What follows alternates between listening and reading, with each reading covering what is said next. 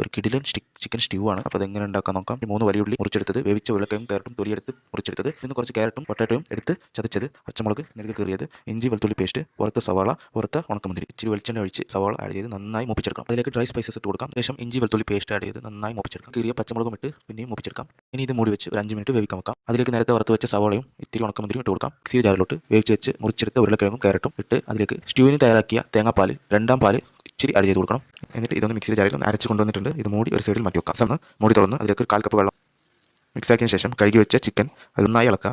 നോക്കാം, മൂടി വെച്ച് നന്നായി ചിക്കൻ ആദ്യം വേവിച്ചെടുക്കാം. ഒന്ന് ഇളക്കി അതിലോട്ട് വേവിച്ച് വെച്ച ഉരുളക്കിഴങ്ങും ക്യാരറ്റും ഇട്ട് കൊടുത്ത് ഒന്ന് ഇളക്കുക. 2 പാൽ വെച്ച് കൊടുക്കാം. അറിയില്ല. ഇപ്പോൾ ഉപ്പിട്ട് ശേഷം നമ്മൾ ചതച്ച് വെച്ച ഉരുളക്കിഴങ്ങും ക്യാരറ്റും മതി, ഓപ്ഷനാണ്.